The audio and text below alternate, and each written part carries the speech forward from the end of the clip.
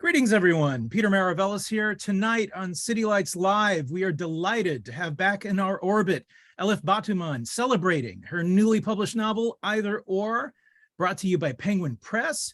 She'll be reading some excerpts and discussing the book with the wonderful Lucy Corin.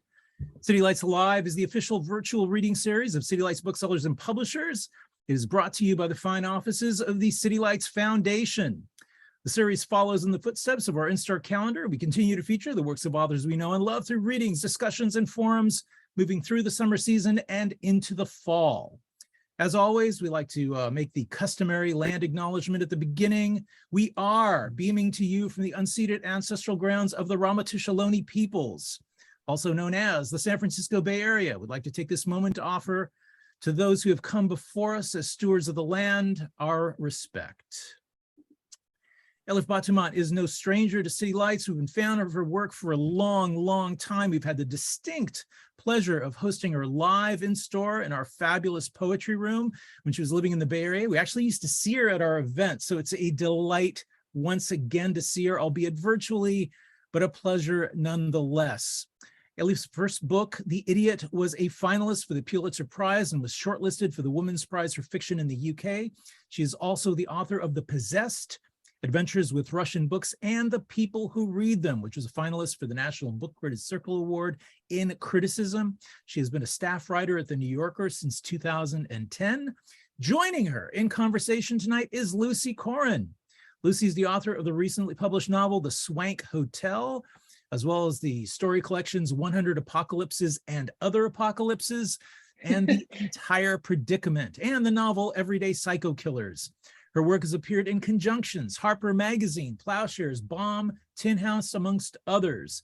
She's the recipient of the American Academy of Arts and Letters Rome Prize. She teaches at the University of California at Davis and makes her home in Berkeley.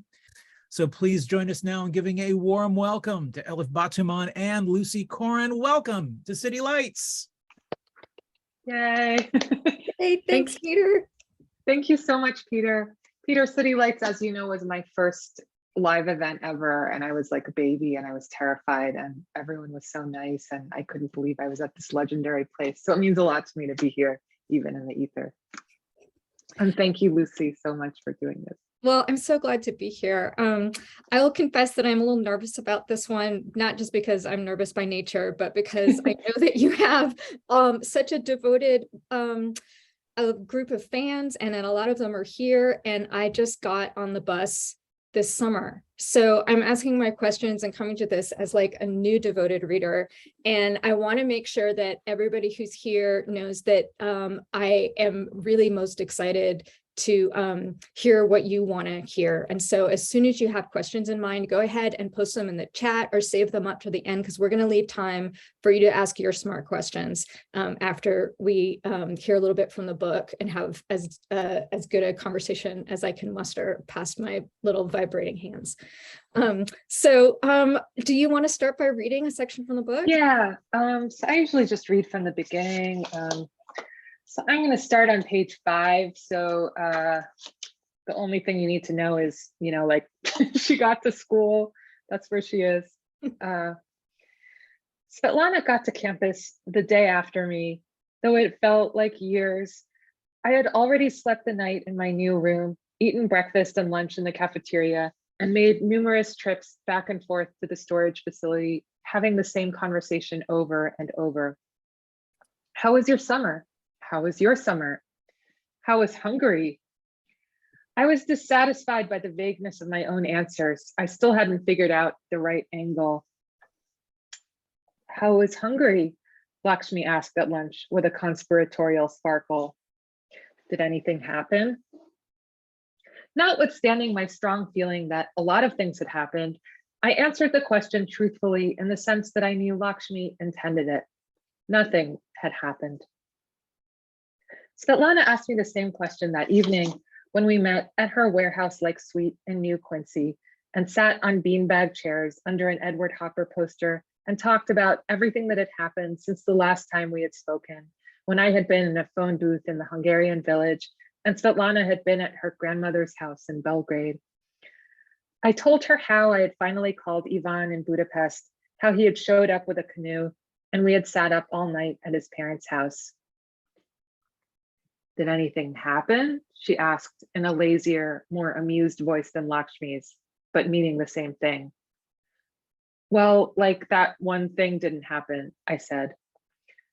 Oh, Selin, Svetlana said. When Ivan first told me about the summer program in Hungary, he said I should take my time to think about it because he didn't want to force me into anything. Svetlana said that if I agreed to go, Ivan was going to try to have sex with me. This was a possibility I had never previously considered. I daydreamed about Ivan all the time, imagining different conversations we might have, how he might look at me, touch my hair, kiss me. But I never thought about having sex. What I knew about having sex didn't correspond to anything I wanted or had felt. I had tried on multiple occasions to put in a tampon. Tampons were spoken of by older or more sophisticated girls as being somehow more liberated and feminist than maxi pads. I just put one in and forget about it. I felt troubled by the implication that a person was constantly thinking about their maxi pad. Nonetheless, every few months, I would give tampons another shot. It was always the same. No matter what direction I pushed the applicator, however methodically I tried all the different angles, the result was a blinding electric pain. I read and reread the instructions. Clearly, I was doing something wrong, but what? It was worrisome, especially since I was pretty sure that a guy, that Ivan, would be bigger than a tampon. But at that point, my brain stopped being able to entertain it. It became unthinkable. Svetlana said I had better think about it. You wouldn't want to end up in that situation and not have thought about it, she said, reasonably. And yet, it turned out there wasn't much to think about. It was immediately obvious that if Ivan tried to have sex with me, I would let him. Maybe he would be able to tell me what I had been doing wrong, and it wouldn't be as terrible as trying to put in a tampon. I'm going to stop there. Thank you. I mean, thank you. What's so remarkable about hearing that passage again is that it kind of epitomizes to me one of the gorgeous characteristics of your work, which is that everything comes off as offhand, as immediate, as if the ideas and the insights are happening in the moment as you're reading them. Then I can hear when you read that passage that almost every single line of that passage is taken up and explored in the body of the book.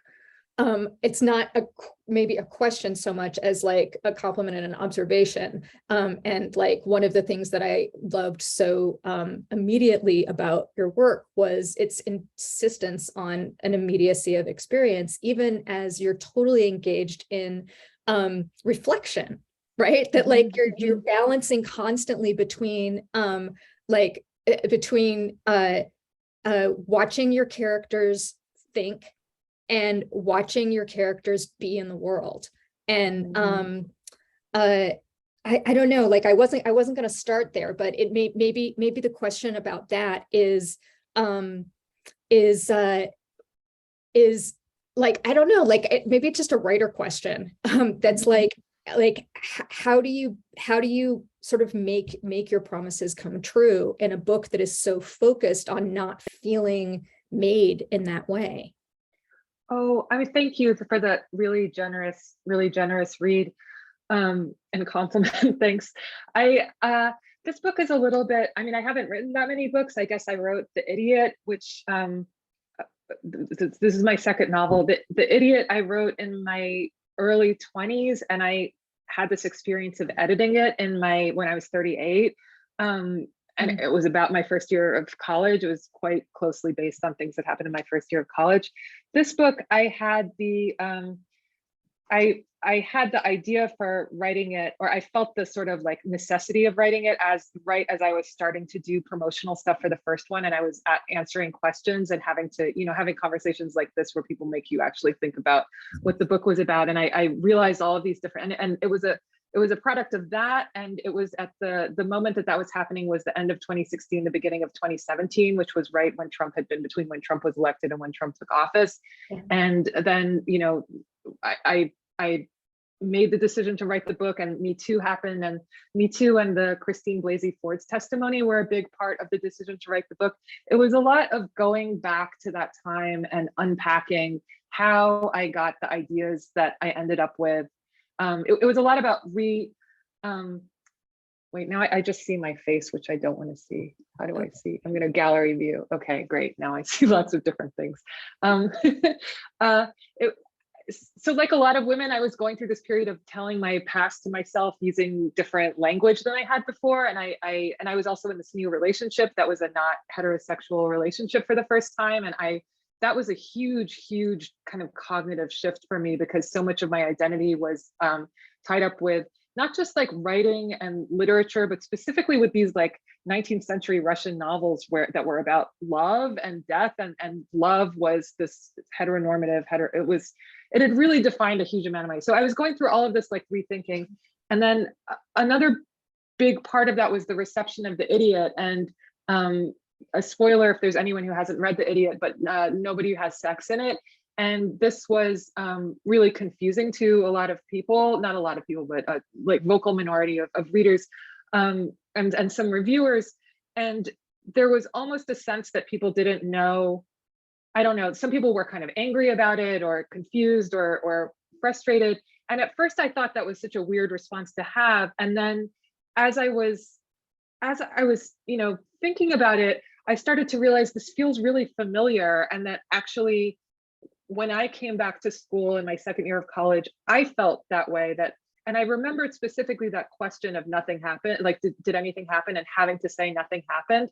And that just seemed like a really productive into the question of like what counts as narrative in a woman's life. Like when do we think that something, what is enough to make, because I was really remembering how much I wanted to be a writer at that time in my life, and how much I thought that was tied up with having the right kind of experiences for a writer, and that those would involve love in certain ways, and that I had to find a way to make my life into a narrative. And it really was an extremely, like, almost now it seems ludicrously narrow script that involved like penetrative intercourse in this way, and which brings you to these very literal places about using a tampon.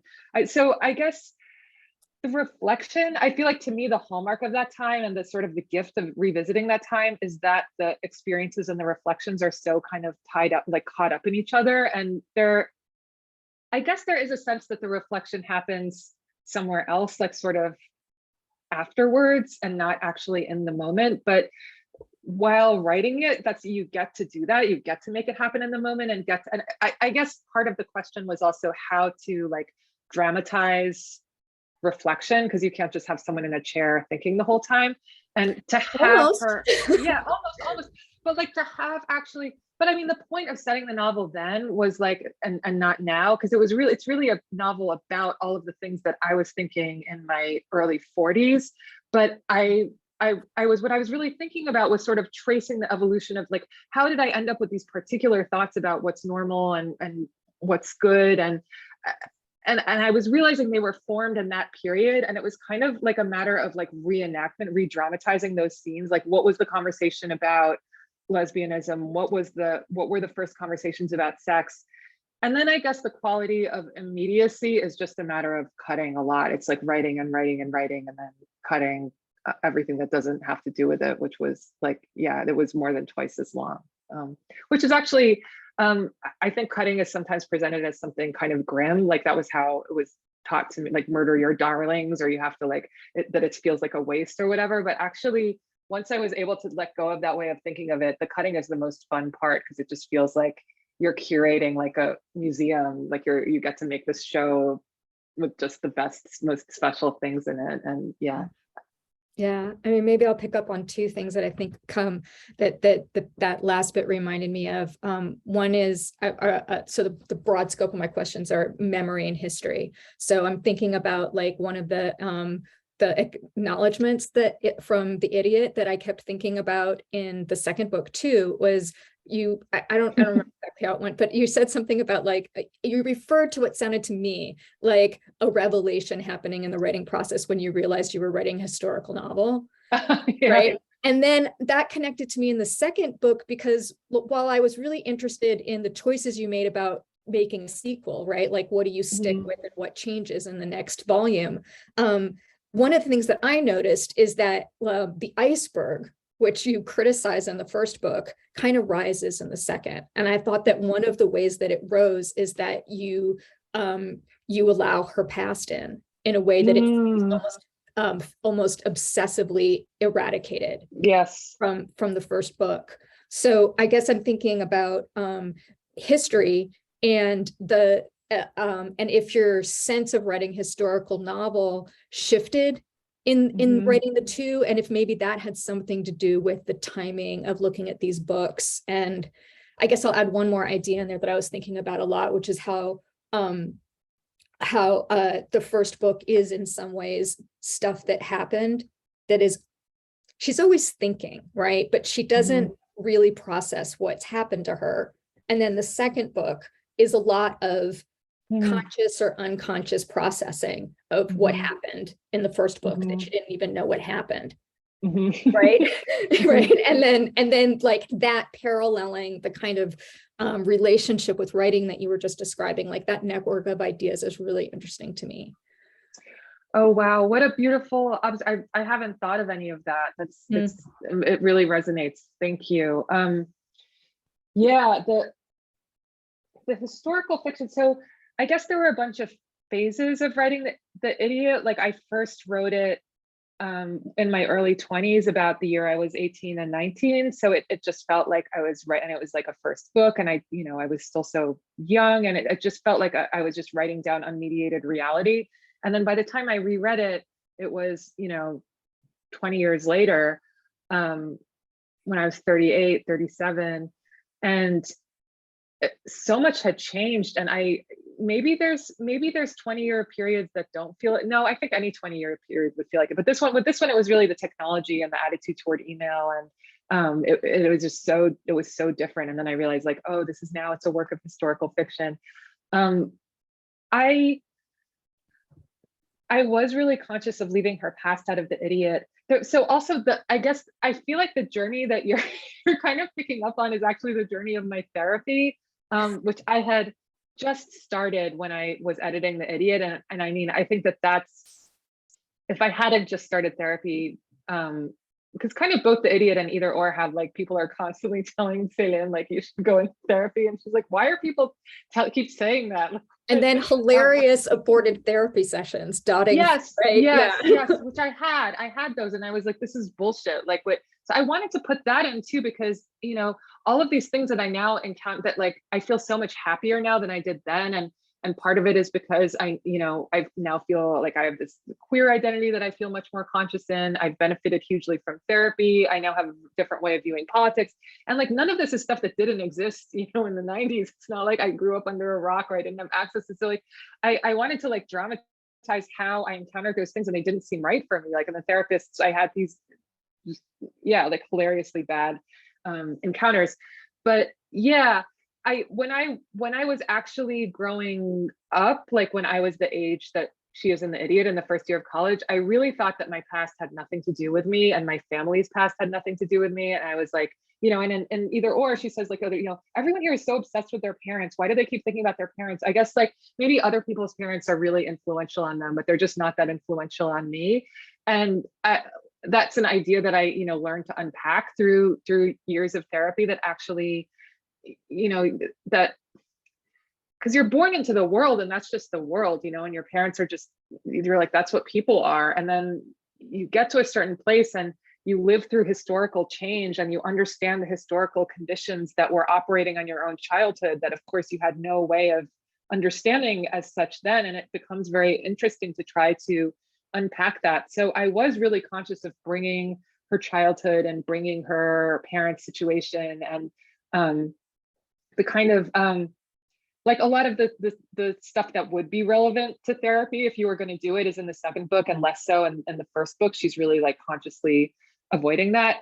And I think it's because I just understood how important it was. I understood also why I had resisted it before, how so I gave Selin either or. This her parents have this kind of like messy divorce and there's a custody suit. And I really had the experience at the time of people constantly telling me like looking at me with, and I was an only child, and like people would just look at me with anxiety and be like, you know, are we ruining you? Like you're going to be ruined. You have never seen a good family life, so now you're not going to be able to recreate it. And I was like, I wish these people would stop like overvaluing their role in my life. And like I would go to talk to a therapist and they'd be like, well, tell me about your parents. And it would be someone my parents' age.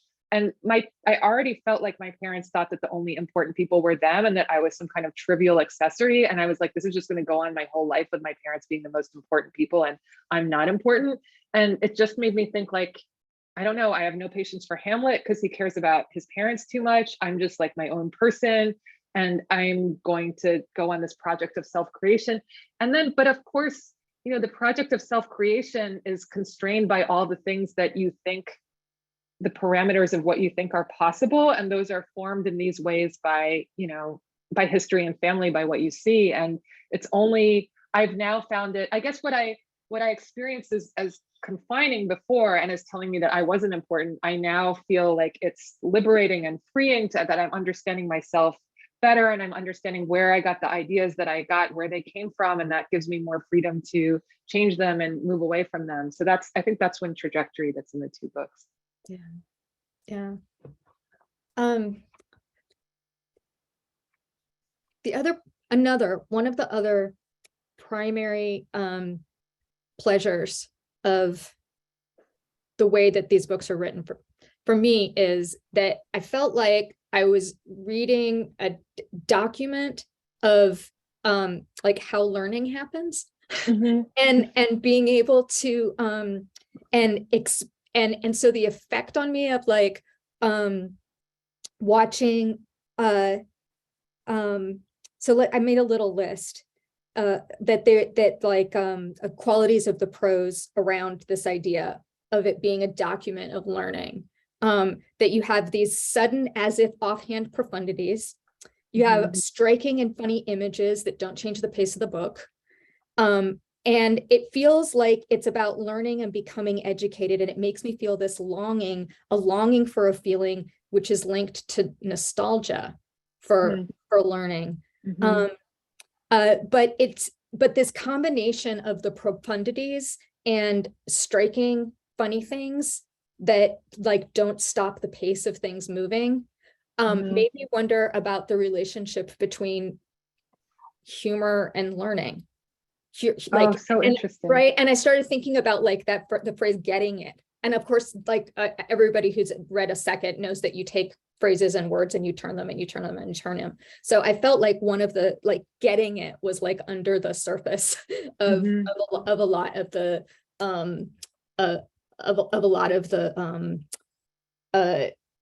just like under the surface of a lot of the text was this idea of like ways of getting it. Like in getting it in that brutal way too, because I noticed that like, well, the other thing that changes from this book, from the last book to this book, is that you do go a lot darker with her. And it's another kind of getting it. And so I guess I wonder about the relationship to those things like learning and darkness and funniness.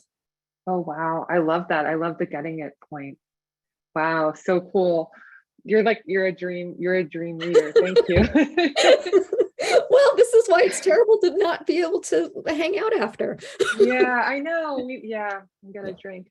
The document of how learning I guess that's something that I've really been thinking about. I think a lot of it, I mean, a lot of the things that you're mentioning are sort of a product of like getting to a certain age, to the nostalgia. I do feel that this book was written with nostalgia for the time of life, like for the way that the time of life when you're so receptive and you're learning so much from everything, like every single thing that happens is like you're using it to draw a conclusion about the world, because like your body of knowledge is so kind of small that everything counts so much. And by now it takes so much more for something to sort of like get into the coconut that I do feel nostalgia for that. I also wrote this book at a time of like realizing the extent of like benighted ideas that I had that people now don't necessarily have. And there's a certain amount of joy in that. And then there's a certain amount of regret that I always like, I wish I was born later, or I wish I could go back in time and tell that person all of these things. And I do feel like that was a part of it.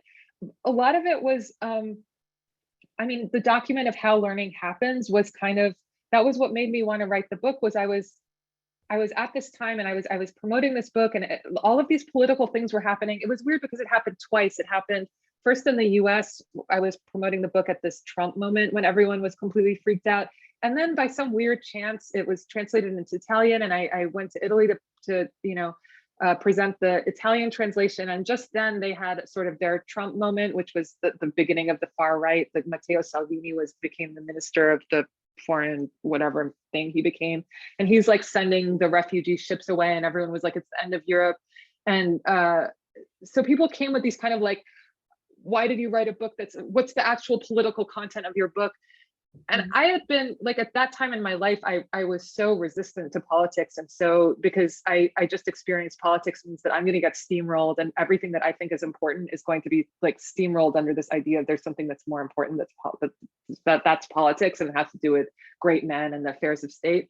And so I kind of belatedly understood that like, no, I actually I've always had a political consciousness. I've always had a queer consciousness. I just wasn't aware of it. So I was kind of like, how did I not realize that I had these things? So it was a reconstructive process. And I was thinking a lot about, psychoanalysis and where our actual ideas come from, and the idea of education and school, and how like a lot of the things that we learn do happen in school, but a lot of them are like, in formal classes, but a lot of them don't. And nobody actually talks about how do you actually learn. We all know that you learn just as much from things that are not school as from, but how exactly does it happen? How does the negativity bias work? How do you learn, like the painful things more? And about the humor, I guess I just think that this would all be, it's interesting.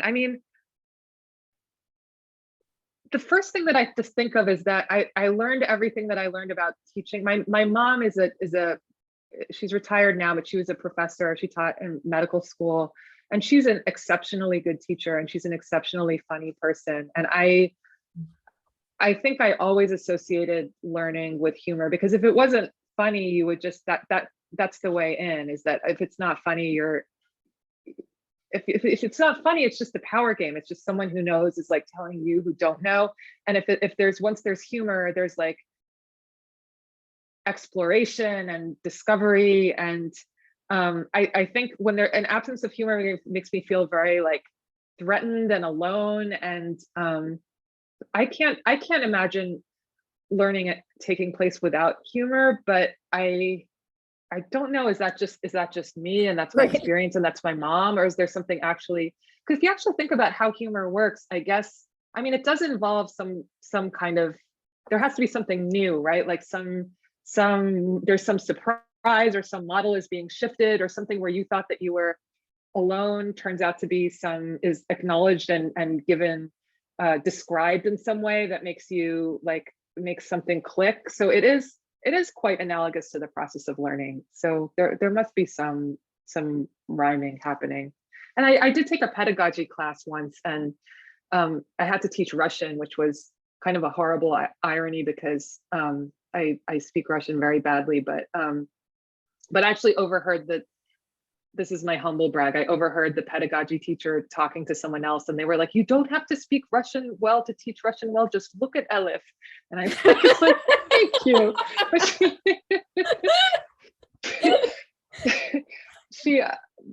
But but I remember her saying that, yeah, humor. And then she was also like, talk a lot about sex and talk a lot about food because people remember those things. And I think that those are all actually kind of true, but yeah. Should we let some of the people in the chat into the conversation? Oh, yes, we should. I'm going to go through those now. All right. Is there a way to see just the audience? Did anyone write questions? Well, I'm scrolling around. I'll see what I can find. Hello, people. Hello, everyone who said hello. Okay. What counts as an yeah. Oh, here's some questions. Writing process, place-based. Okay. I had a little place question too that I can throw in with that other Okay. place question, just All that right. I had started to write a question about place, and I started wondering if it was a spoiler to say where she Oh, ends up in the second book, because it's one of those like of course that's what happens with place in the end of the book. yeah. But I Yeah. also am like, I don't think I should actually say. And so maybe part of part of answering the question about writing about place is like, I don't know, maybe like the role of place in these books in terms of suspense, in terms of like, like where's she gonna go? Where's she gonna go? It's true. That's especially in the second one, because there's like, she applies for a bunch of things and they could be in different places, and she really is rooting for one place and then she ends up somewhere else, or yeah, now I've already spoiled it. Yeah. So yeah, there were two great questions from Allison. One was about writing process and one was about writing about places where you haven't been. I guess process for me, the most important thing has been shutting off judgment and shame. And for me, that means kind of disabling the editor critic part of my brain. And I guess I kind of think everyone has to game that their own way, but I think a lot of it is about,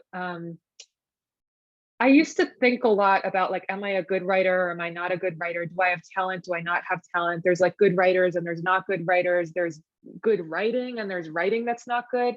And now I just feel that those categories are extremely fluid, and that I'm not sure I actually believe that anyone is, I think you just have to write a lot. It's just something that you have to practice and gain facility with. And then beyond that, it's just about it occurring to you to even write the thing down. That is like, it's something that it's about, like, I don't know, like which of your thoughts do you actually trust yourself to write down and to recognize as thoughts that you can write down? So I just think of it as like gaming sensors. And then for me, that means sometimes it means forcing myself to write even when I don't feel like it, and setting some kind of, I've had periods where I was like, I'm gonna write for half an hour, I'm gonna write for an hour, and shutting off the internet, getting one of those apps that shuts off the internet, and then not thinking like, oh, this sentence that I wrote, is this going to end up in the book or the article, or is this going to be one of the ones that gets cut? Not getting neurotic about things that getting cut being wasted, because then I just feel like then I get completely paralyzed. So it's about for me, it's about generating a large flow and then sort of like printing that out and, killing trees. I guess you could not do that. Move along from that part. It's about then looking at all of the stuff that I've written and then working with that, and that being a different kind of work than the generating work. Writing about place, I don't think I've ever written about a place that I've never been before. I have written about places that I have been to for the first time. I don't know, I just went to Tbilisi over the summer for the first time, and I'm trying to write about that now. And it is very hard because there's almost something about the mind that it doesn't like to not know, and where certainly my mind is like that. I'm sure a lot of people are. I don't know if it's everyone or not, but that I find myself like making things up without realizing it just to make something make sense. It's hard to just kind of keep open to the reality of like what's going on, and to what I know and to what I don't know, and leaving enough sort of empty space for those things to happen, and to not automatically fill in some story. Again, I sort of feel like that it's sort of related to the process, because it's kind of like a matter of momentum, like of just generating enough and yeah, getting to it that way. Are there? I see this question from Alexa about a perceived reticence in critics to engage with the aspects of the book that are about queerness, and whether you have thoughts about that, sexual violence that she experiences. You know, I don't read the reviews because they make me nuts. I do hear a little bit about them, and I did get a vibe from, I did a book tour and I talked to some people, and the vibe that there was one thing that I strain of reception that, you know, people only tell me the good stuff, but even within the positive reception, I've got the feeling that some people, especially men, were kind of, had read the book as like a hilarious romp, or like the fun sex parts, like actually, yeah, a male writer told me, like, I like the fun sexy parts where she has all this sex. And I was like, oh, you know, that's interesting, because I think this is a book about sexual trauma. And I guess that I don't even know what to say about that. I mean, I had an event once where I kind of felt like the person who I was talking to felt that way about the book, and had clearly really enjoyed it and read it in a generous, fun spirit, but did not really get that it's a book with a lot of suffering in it. And I feel like we were able to have a good conversation about that at the time, and I was able to just explain it, and they were like, oh yeah, I can totally see how that's the case. And then I was like, oh, I'm really glad I'm running around in the world, like, you know, explaining to people. Yeah, I mean, it's weird how books have these different lives that you can't completely control. The queerness, I was kind of, I do think of this as a queer book. And I had a conversation with the publicist, where I was concerned that people wouldn't understand that it's a queer book, because there aren't actually any queer relationships in it, really. And originally my plan for this book was, it's called Either Or, after Kierkegaard's Either Or, which is a book that's in lots of different genres. And the first half is arguing from one point of view, and the second is from the different opposite point of view. So my original plan for this book was, it was going to be a novel called Either Or, and the first half was going to be like this book was going to be just half of it that was a novel, and the second half was going to be kind of a memoir-y essay that was actually going to be about how novels ruined my life, and by deadening my queer and political consciousness, and causing me to expose myself to unwelcome, not unwelcome because I was welcoming them, but in retrospect, avoidably painful sexual situations. And that was going to be kind of an essay. And I didn't end up, the novel just took up the whole, like, it ended up feeling much more interesting and productive to try to like invite that content to get in through the novel side. But I'm still thinking that I'm going to write a book that's going to have, you know, at first this novel was written all to kind of like, I don't know, it was almost like I was teeing up all of these little balls so I could just like slam them in the second half. And then I didn't end up doing that. And I still have some of that in my system to like really get into what compulsory heterosexuality is, and how I think that it was working on me, and what parts of the book were intended to show that. I think, but you know, my fear when I decided to leave that stuff out of the book, which was partly on the editor's, she didn't say so in so many words, but she was like less excited about what she'd read of the essay part than the novel part. And I could kind of understand how that was, but my fear about just publishing as a novel was like, no one's going to understand. They're going to think that this is that everything that happens to her is fine, is okay. Because I actually felt like some people responded to the idiot like that. Like I got some reader mail that was like, oh, I had an experience that happened just like this, and I was feeling really shitty about it, but now I read your book and I realized that I was just living an aesthetic life, and I'm on the path to becoming a writer. And partly I was like, oh, that's great. I mean, that's great, but also you don't have to do that to be a writer. Like you could just. So I don't want to like. And part of how I wrote this book was actually in the spirit of thinking about advice, and how when I was younger, I used to think that you can't actually give someone advice. You have to learn things yourself. And now I think that that's kind of bullshit. I mean, of course you have to experience certain things to learn them, but I also think advice could be given a lot better. Like a lot of advice is given in a way that's like sort of preceded by, well, you're not going to listen to me, but so of course you don't listen, or like it's given from the spirit of like, this isn't going to work. So I really wrote this book trying to get at that, and but I might go in afterwards and do more explaining, because I'm an old explainer. I'm down for that. Yeah. I mean, I'm frustrated that I'm frustrated at the wrongness of those readings. Yeah. Which I didn't know about, but also it's kind of what these books start to do, is like invite you to be recursive. And so why not just be recursive in another way that seems right to you when you're writing the next thing? Yeah. Yeah, I think that's right. Yeah.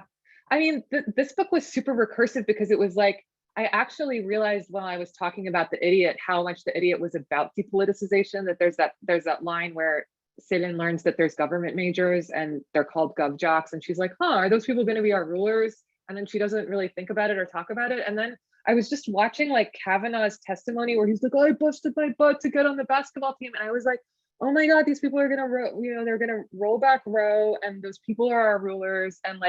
And Christine Blasey Ford became like an academic psychologist, and I became a writer, and Selin is going to become, whatever. I guess she's also going to become a writer, a literature person, as she thinks of herself. And like, that's what the book is about. What's more political than that is how people are steered away from politics. So it was recursive in that I was trying to go back. And then I realized, I didn't make that clear to myself, let alone to other people. So I can't, fault other people for not getting this thing. So I kind of like almost felt like I had to write the whole book again. But yeah. But the other thing, and then I'll let you get back to the other people, I'm just going to butt in for a second, but like, but the other thing about that is that the book is so playful, and you in this conversation are so, I don't, like, you are not going to make any clear lines about the distinction between you and your character. And readers often have a difficult time, even when an author tries to make that really like upfront and clear. They want to, but you want to be engaged in that complexity of like, of and the reality of how writing works. Yeah. And there's other kinds of, but I don't know. I was just talking, I just did another event now with a novelist who really like invents things. And she's like, she has this quote from Toni Morrison that I don't feel like I'm writing unless I'm actually like making things up. And I was just thinking like, I know novelists who feel like they don't want to write about the way that things really are. And it's almost like they're like, why should I feel limited to just the way that things happen to be? But I feel actually censored by having to make things. Like, why do I have to make things up? Like, then I'm gonna mess up the science experiment. Like, I want to know, how did I end up like this? Like, how did I end up with these ideas? And it was really important for me to reconstruct, like, not to give myself opportunities that I wouldn't have had then to know things, because I want to know how knowledge is formed. And it's not like, it's not like I'm actually so interested in myself, but I'm the one where I have all the data. And so like that, that's really what the project was. I see this question, which is, how does it feel to write such a deeply personal book? Which is like, not great. It's like, it's not my first choice. I mean, but it is my first choice because I did it. But like, I have I don't know. I've been reading a lot of psychoanalytic criticism over the past years. I read a lot of Alice Miller. I read some of Alice Miller's analyses of different writers from their biographies and how they wrote about them.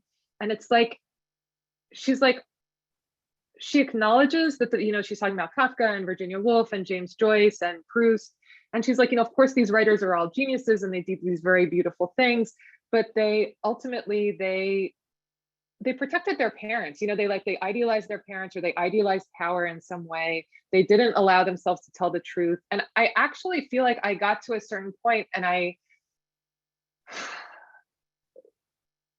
consumed a lot of bad information through reading novels, that not that I thought that they were true, but just that novels kind of filled in my repertoire of what I thought was possible and how I thought thinking works, and what, even what my idea of propriety is, and what's shameful and what's not. And I just feel like all of those things are kind of skewed by, I don't know. I just,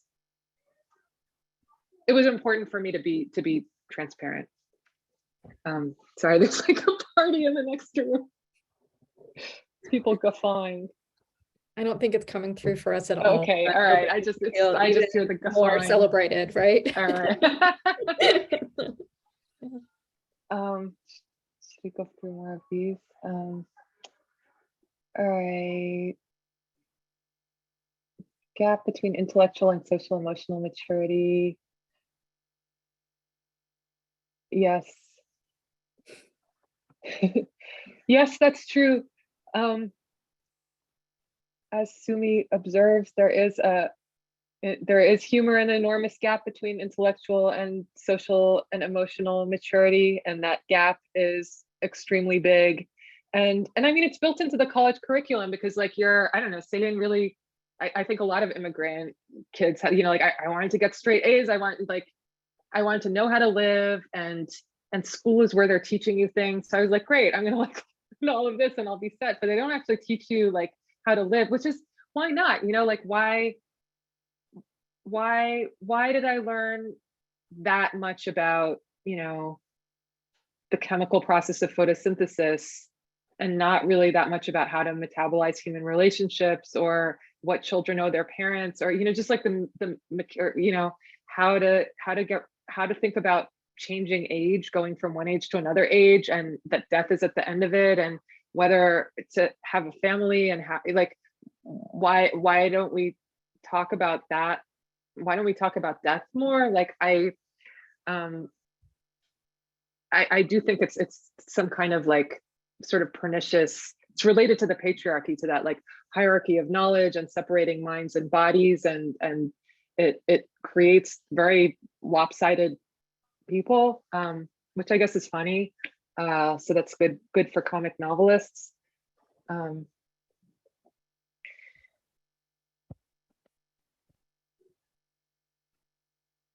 I love both these novels. In the second novel, I found Selin relatable, but there were times when I found her choices and thoughts unlikable.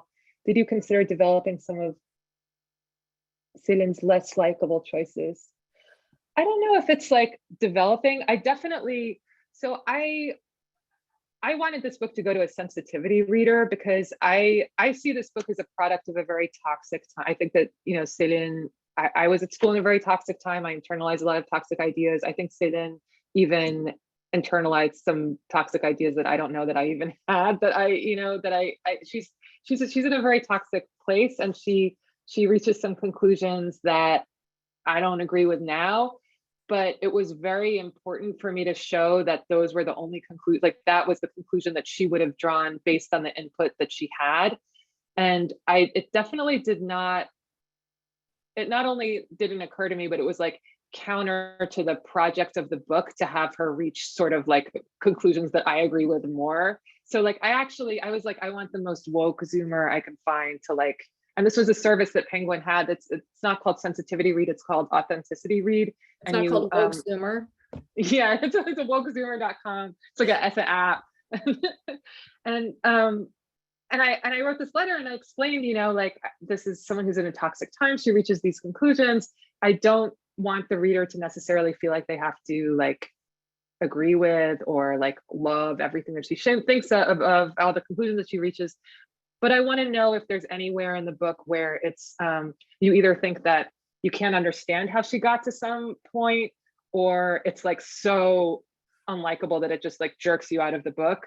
And she was like, oh, I understand from your letter that like you did a lot of things that are supposed to make you feel bad, but you did it on purpose. I don't know which you did on purpose and which you did by accident. So I'm just gonna list all of them. And then, you know, most of them actually were on purpose, and I didn't end up changing that. I did end up changing a few things. It was I was happy that I did that process, but yeah, no, I didn't think about making her more likable.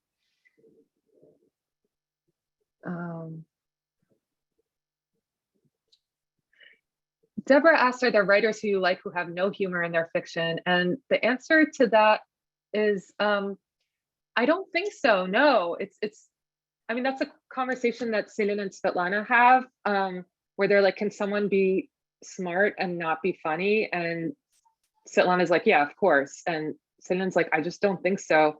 I do have a really hard time with writing that's not funny at all. That's, yeah. So I guess the answer to that is no. Thank you.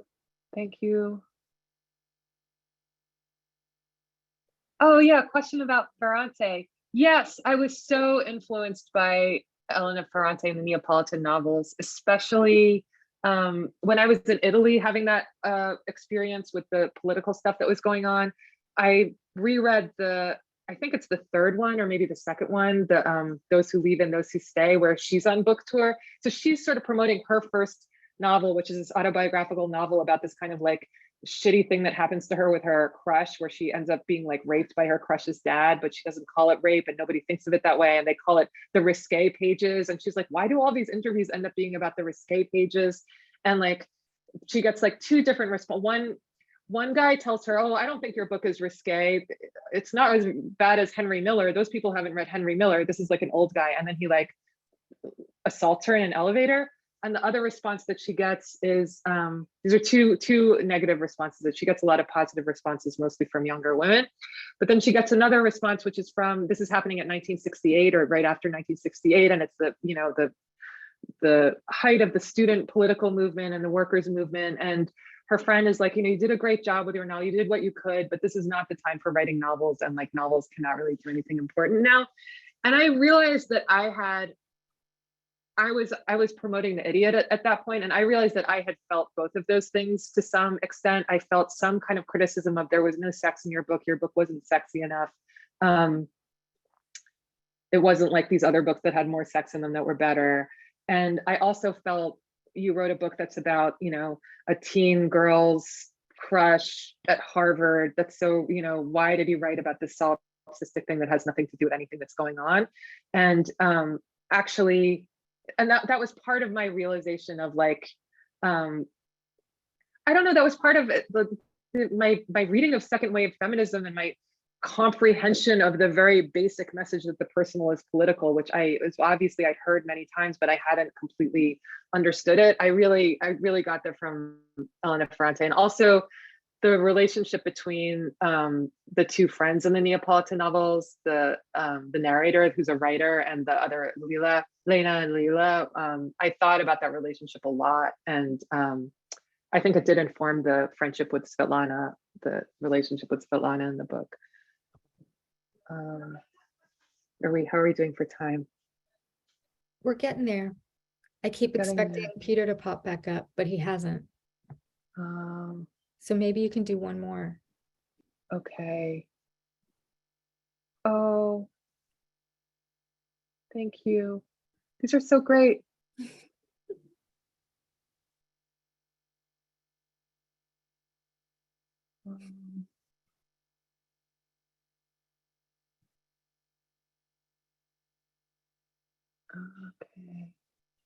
Okay.